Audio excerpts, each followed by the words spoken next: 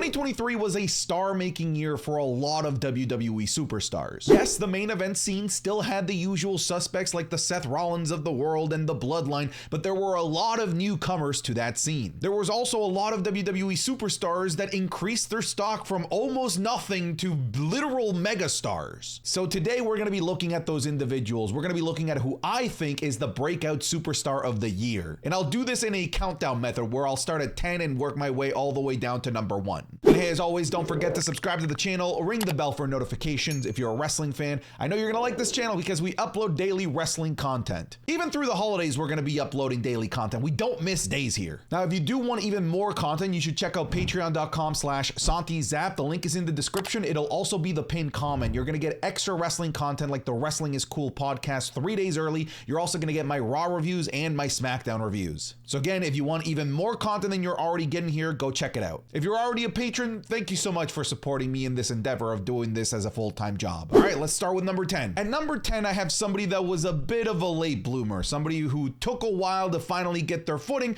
but once they finally did, to me, they became must-watch television, and that is none other than Santos Escobar. Santos started off the year a little bit weak, treading water as the leader of Legado del Fantasma in a tag team division that didn't have any tag titles to go after. But then he and Legado del Fantasma were recruited to join Rey Mysterio and be part of the Latino World Order, the re-envisioning of the LWO, and you would think that that could be the star-making opportunity for Santos Escobar, but it frankly just wasn't. The LWO babyface version of Santos Escobar was a diluted version of himself that just was not connecting with fans in any way, shape, or form. And you don't have to look much further than his lame LWO chant that he desperately tried to get over and tried to get other people to chant, but it was always just met with crickets. That being said, even though I think that as a character he was floundering, he still made some major appearances throughout the year as part of the babyface LWO. I think that his biggest accomplishment up until that point was being a member of the Money in the Bank ladder match team. And he looked great in the Money in the Bank ladder match, but again, aside from that, I just felt like he was treading water. It wasn't until after Crown Jewel, we're talking about November, when Santos Escobar finally lit a fire under himself, turned heel, and made people care. And in my opinion, that was one of the best heel turns of the entire year. It was executed masterfully with his beatdown of Rey Mysterio. And this major momentum is something that he can carry into 2024 to really elevate his stock for potentially a marquee WrestleMania match with somebody like Rey Mysterio. So look up for Santos to have an even bigger 2024, but the end of Santos 2023 really salvaged his career in my opinion, so he just cracks the top 10. At number 9, we have a tag team specialist that was forced to become a single superstar once his tag team was injured, and he has blossomed into one of the most entertaining singles act on Monday Night Raw, that being none other than Ivar of the Viking Raiders. The Viking Raiders as a tag team have always been good, they've always been entertaining, but over the last couple of years, similar to many other tag teams, they've just been treading water because the tag teams titles have been such an auxiliary piece to the Bloodline storyline, which prevents teams like the Viking Raiders to have stakes to go after. But ever since Eric's injury, it's forced Ivar to either adapt or die, become a single superstar, or become completely irrelevant and be off of television until Eric comes back. Fortunately, he chose to become relevant and has become a fantastic single star in a renaissance of big men wrestling. This singles push that he's been going through has demonstrated to the world that Ivar is a phenomenal professional wrestler, isn't just about brute strength, isn't like pigeonholed to being a tag team specialist, but he is a phenomenal high flyer out of nowhere, and he can be a great technician as well and can be a great in-ring storyteller. I think the only thing that he's missing is real character motivation, and I think they're slowly working towards that, but my fear is that when Eric comes back that we're going to lose that. So my hope is that they continue this momentum for Eric, and maybe at some point down the line we see him being a true contender to Gunther's Intercontinental Championship. But when life gives you lemons, sometimes you have to make lemonade, and not only did Ivar make lemonade, this man made an entire lemonade stand and is making a career off his lemonade right now. In my opinion, this is Ivar's best year as a member of the WWE main roster. He's had a stellar Wonderful 2023. At number 8, we have one of the best treated NXT call-ups in a very long time, that being Zoe Stark's. Right from her call-up, Zoe Stark was immediately inserted into a very high-profile feud between Becky Lynch and Trish Stratus, and this insertion into that feud really helped instantly elevate and make Zoe Stark a part of the main event scene. Not only was she inserted into this feud, but she gave Becky Lynch one of the best women's matches of the year in that Falls Count Anywhere match that they had. And then she took that momentum and rode that wave into a couple of championship opportunities, one at Crown Jewel and then another one at Survivor Series, which is one of the big 4 pay-per-views for the WWE. And yeah, sure, right now she isn't part of the main event scene. She isn't feuding for any titles. She's in the mid-card of the women's division. But think about the fact that she's only been on the main roster for 6 months, and look at all of the great opportunities that she's been given. And with all of those opportunities, I think that she's done a very good job. I think Zoe Stark is going to be a perennial mid-card to main eventer. Whenever the main event needs someone extra, they're going to be easily capable of just bringing up Zoe Stark and filling that void. And that's a rare thing to say for NXT call-ups that weren't, like the main attraction in NXT, because she wasn't. She was never NXT Women's Champion. But you have to give her props. She was given an opportunity, she was given the ball, and she ran as far as she could with that ball. That's why she lands on this list. At number 7, we have a recent addition to the WWE Monday Night roster, a team, a faction, I guess you could say, that's been treated incredibly well by the higher ups and have been given immediate fantastic opportunities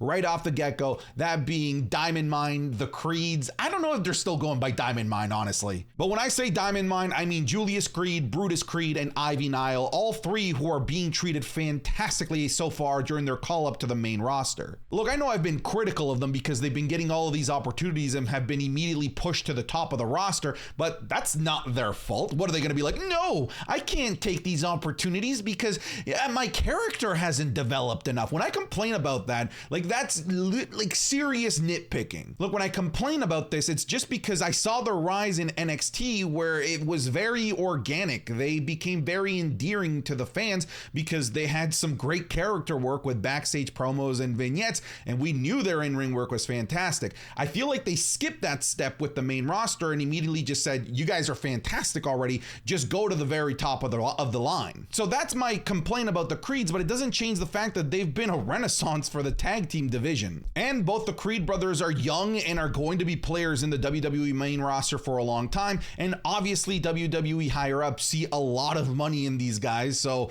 I don't blame them for getting the push that they're getting, and I don't blame them for agreeing to the push that they've been given.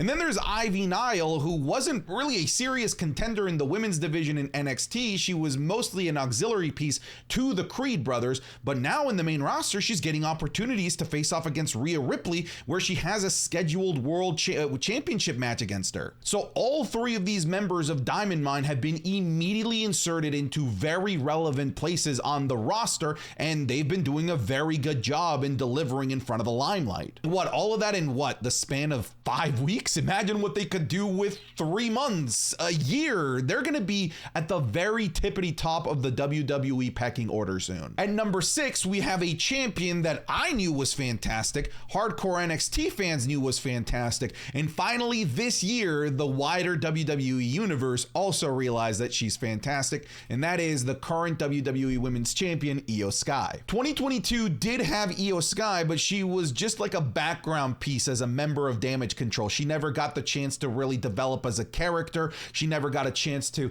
demonstrate her singles in-ring chop because she was a part of a tag team with Dakota Kai for the most part. And it wasn't until Backlash of 2023 where the world realized, oh shit, Io Sky is amazing. That match with Bianca Belair is one of my favorite matches of the year. In fact, it made my top 10 matches of the year in the video that I released yesterday. But now she is a bona fide single star in a women's main event scene that was very crowded by some heavy hitting names like Bianca, Asuka, Charlotte, Rhea Ripley, and now Io Sky is part of that conversation. The year involved challenging Bianca Belair in a fantastic singles match at Backlash. It involved winning the Money in the Bank briefcase, cashing in on Bianca Belair and defending the championship against some of the biggest heavy hitters that I've already mentioned, like Charlotte, like Asuka, like Bianca Belair. She got to be a part of War Games, and she's a perennial main eventer on pretty much every episode of SmackDown. 2023 was a fast, quick crash course in reminding the world how awesome Io Sky is. And number 5, I have somebody that was already a main event player, but in 2023 took a giant step towards not just being a main event player, but becoming a megastar in the entire industry, that being Mommy Rhea Ripley. Because yes, she has had WrestleMania matches for titles numerous times. She's won titles at WrestleMania, but it wasn't until 2023 where she really exploded in popularity and notoriety. She got to win the Women's Royal Rumble in 2023. She took that win and challenged Charlotte at WrestleMania 39, one of the biggest names in the industry. She went on to have one of the greatest women's matches of all time at that year's WrestleMania with Charlotte. And then she went on to be a perennial main eventer, not just in the women's scene, but in the entirety of WWE as being the linchpin of Judgment Day. Admittedly, her run in 2023 as champion has been a little bit underwhelming because of the lack of genuine contenders that they've put in front of her. Like, no disrespect to Natalia, Zelina Vega, Raquel Rodriguez, Zoe Stark, but they just don't have the same pedigree as somebody like a Charlotte or somebody like Becky Lynch. And even though her Rolodex of 2023 title defenses isn't particularly fantastic, the part of the reason is because she just took such a giant leap that she's so far ahead of so many of the women on the Monday Night Raw locker room. Let's not forget that she's only 26. She's still in the early portions of her career, and she's already putting together a Hall of Fame worthy resume. Rhea Ripley had a 2023 to remember. Look, you're going to start to see a little bit of a trend here, okay? So just stick with me. At number 4, I have Dominic Mysterio. The biggest blessing in Dominic Mysterio's career was the WWE deciding to turn him heel in late 2022 because he took this heel persona and he expanded it and flourished it to become one of the biggest heels in the entire company. He got to start off the year by feuding with his father and having a major marquee match at WrestleMania that had a fantastic feud. He even got to be a highlight point in the WWE Hall of Fame induction ceremony where he walked out during his father's speech. He went down to NXT, won the North American Championship twice, was part of the War Games main event, and again receives the biggest crowd reaction, albeit negative, of anyone on the roster today. I know that there's like the rumors of the piped in sound, but like, who cares? It's still good. But when you compare Dominic Mysterio to where he is now versus where he was at this moment last year, he has elevated his career 35-fold. He is so much better off now. So much so that the WWE rewarded him with a new 5-year contract, a contract which in my opinion is highly deserved. Let's not forget that Dominic is still in his 20s. He still has a lot more growth and development to go through. In 2023, we saw a lot of that growth and development.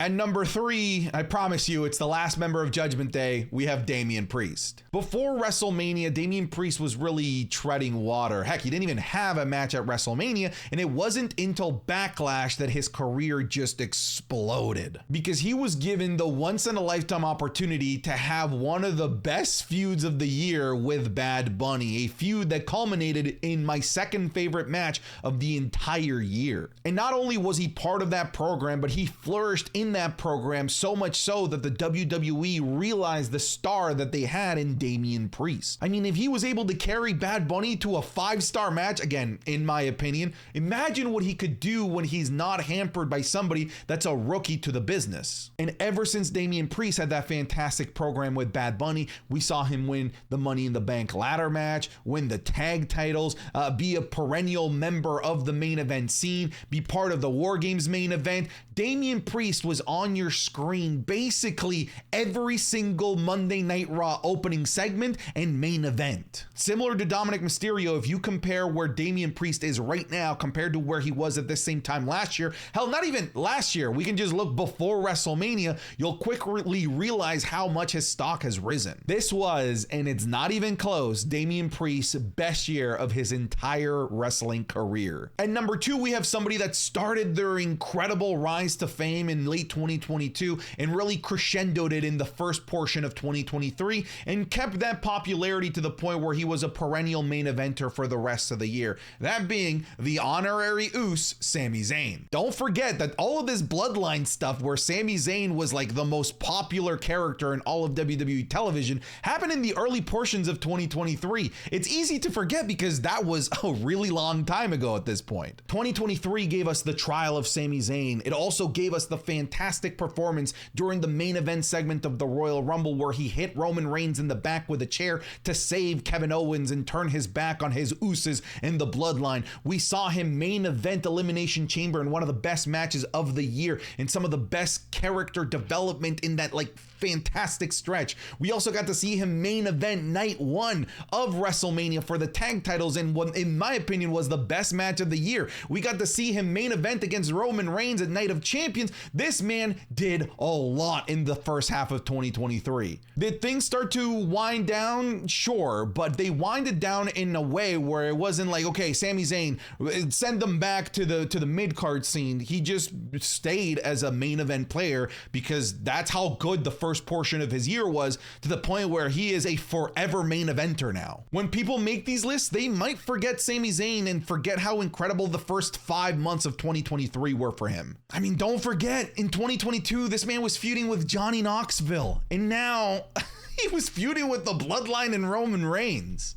At number 1, this one is easy. This man rose from nothing at the start of 2023 to being one of the most popular WWE superstars in a long time. That being, you knew it, LA Knight. LA Knight started off his year in a very underwhelming feud with Bray Wyatt. However, it was underwhelming because of the result and the match itself. However, this feud allowed LA Knight to flourish as a character and make us slowly start to fall in love with him, to the point where we were mad that he wasn't being given an opportunity to be part of an LA WrestleMania. How can you not put LA Knight in LA WrestleMania? He got to be a part of the Money in the Bank ladder match, and we all collectively got mad when he didn't win. But this slow burn of LA Knight that the WWE provided us, these little trickles of LA Knight superstardom really didn't finally come to a head until SummerSlam, when he won the Slim Jim Battle Royal, a Battle Royal that meant nothing. The only reason